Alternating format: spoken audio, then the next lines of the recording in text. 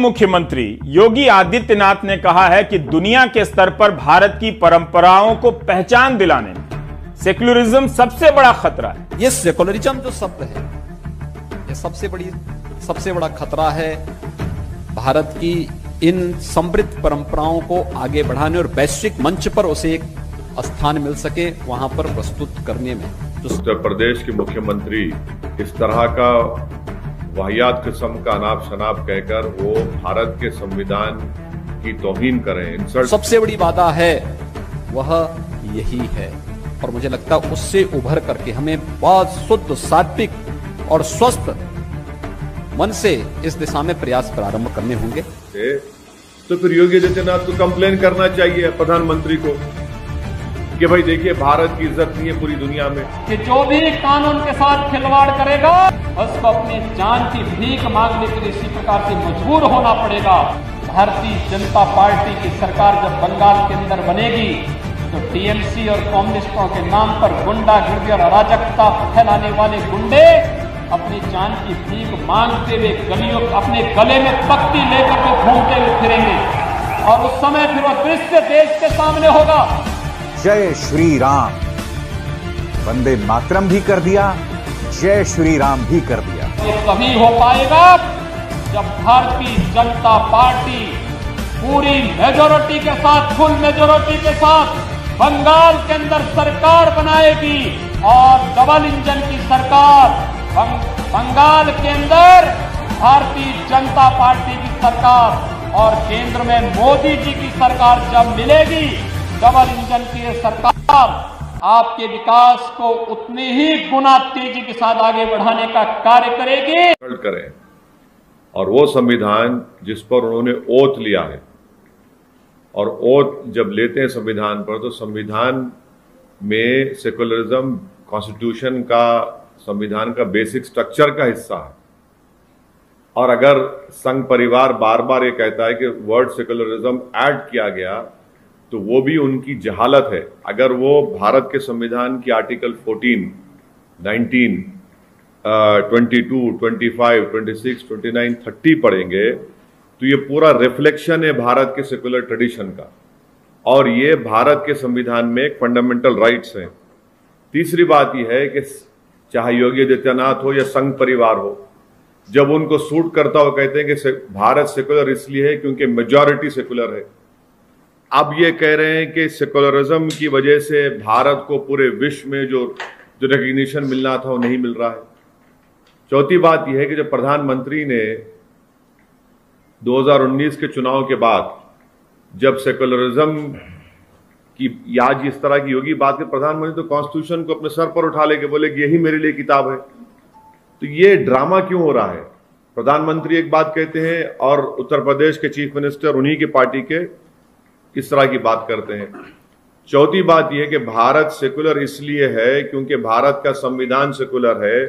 Bharat secular इसलिए है क्योंकि जो लोग जिसको हम अपने फाउंडिंग फादर्स कहते हैं, चाहे वो नेहरू हो, पटेल हो, मुंशी हो, ये आज़ाद साहब हो, ये मौलाना अबुल कलाम आज़ाद हो, ये सब लोग ये फैसला किए कि भारत सेकुलर होगा।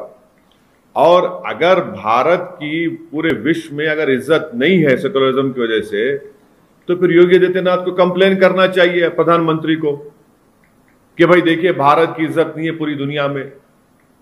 अगर भारत की इज्जत नहीं है तो किसकी वजह से नहीं हो रही है?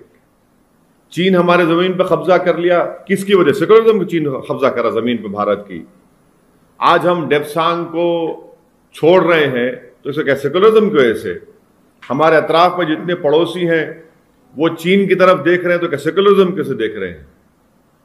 आप बताइए उनको। अगर आज पेट्रोल की, डीजल की, एलपीजी गैस की कीमत में इजाफा हो रहा है तो सेकुलरिज्म कैसे हो रहा है? हजारों की तादाद में किसान एहतजाज कर रहे हैं, लाखों की तादाद में भारत में, तो क्या सेकुलरिज्म कैसे कर रहे हैं? नौजवानों को रोजगार नहीं मिल रहा है भारत में, बेरोजगारी बढ़ते जा रही है, तो क्या उसकी जिम्मेदार सेकुलरिज्म है? तो ये इनका एक डबल चेहरा है। जहां उनको सूट करता हूं सेकुलरिज्म की बात करते हैं, मगर मैं देश के तमाम जनता को बता रहा हूं जिनको भारत के सेकुलरिज्म पर नाज है आज सेकुलरिज्म है, कल बात आ जाएगी फेटर्निटी पर, कल बात आ जाएगी जस्टिस पर। और उत्तर प्रदेश के चीफ मिनिस्टर को और संघ परिवार को समझना चाहिए कि लिबर्टी ऑफ थॉट क्या है, लिबर्टी ऑफ एक्सप्रेशन क्या है। प्रियम्बल में लिखा गया ना लिबर्टी, लिबर्टी का मतलब क्या है? फिर वो इस तरह की बात करके वो तो पूरे संविधान की तौहीन कर रहे हैं, संविधान बनाने वाले बाबा साहब अंबेडकर की तौहीन कर रहे हैं, हमारे मुल्क के मुजाहिदीन आजादी की तौहीन कर रहे हैं। और ये इनका डबल चेहरा है, जहां पर सूट करता बोलते हैं कि मेजॉरिटी सेकुलर है इसलिए सेकुलरिज्म है, अब कह रहे हैं कि पूरी दुनिया में भारत की इज्जत नहीं हो रही है। तो भाई आप कंप्लेन करिए ना प्रधानमंत्री को जाकर। 6.5 साल से तो आपकी सरकार है, तो इसका मतलब यह है कि नरेंद्र मोदी पूरे विश्व में भारत का नाम रोशन करने से नाकाम साबित हुए। ध्यान हटाने का यह बेजोड़ टॉपिक है, लेकिन बहस में खोने से पहले यह सवाल भी कर लीजिए, क्या पेट्रोल और गैस का सिलेंडर सेक्युलरिज्म के कारण महंगा है? क्या बेरोजगारी सेक्युलरिज्म के कारण है? क्या आपके बच्चों को नौकरी सेक्युलरिज्म के कारण नहीं मिल रही है? क्या सेक्युलरिज्म के कारण अर्थव्यवस्था का इतना बुरा हाल है? अब देखते हैं उस सिस्टम का हाल जो चाहे तो किसी को फंसाकर उसका जीवन बर्बाद कर सकता है। के सभी पुरुष राजनेता महिला दिवस पर खूब बधाई देते हैं, लेकिन क्या आप जानते हैं राज्यों में कितनी महिला मुख्यमंत्री? केवल ममता बनर्जी।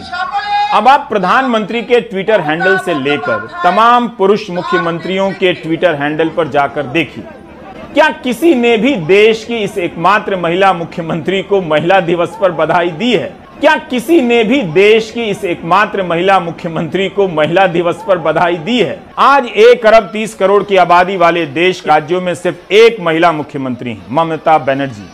आज बीजेपी की कई राज्यों में सरकार है, एक में भी बीजेपी की महिला मुख्यमंत्री नहीं है। उन्हें टैग किया है। इससे पता चलेगा कि सभी पुरुष मुख्यमंत्रियों को इस एक महिला मुख्यमंत्री का ध्यान आया कि नहीं आया। एक समय ऐसा भी रहा जब भारत में एक साथ या थोड़े समय के अंतराल पर महिला मुख्यमंत्री हुआ करती थी। सुषमा स्वराज, उमा भारती, राबड़ी देवी, मायावती, आनंदीबेन पटेल, जयललिता, वसुंधरा राजे, महबूबा मुफ्ती और शीला दीक्षित।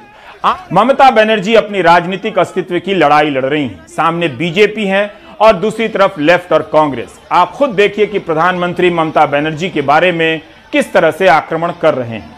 कुछ दिन पहले जब आपने स्कूटी संभाली, सब लोग प्रार्थना करते थे आप सकुशल रहे, आपको चोट न लग जाए। अच्छा हुआ आप गिरी नहीं। ममता की स्कूटी नंदीग्राम में गिरने वाली है, लेकिन ममता बनर्जी ने स्कूटी क्यों चलाई इसका जिक्र प्रधानमंत्री ने नहीं किया। हम कर देते हैं। ममता बनर्जी ने स्कूटी इसलिए चलाई कि उन्हें दिखाना था कि पेट्रोल के दाम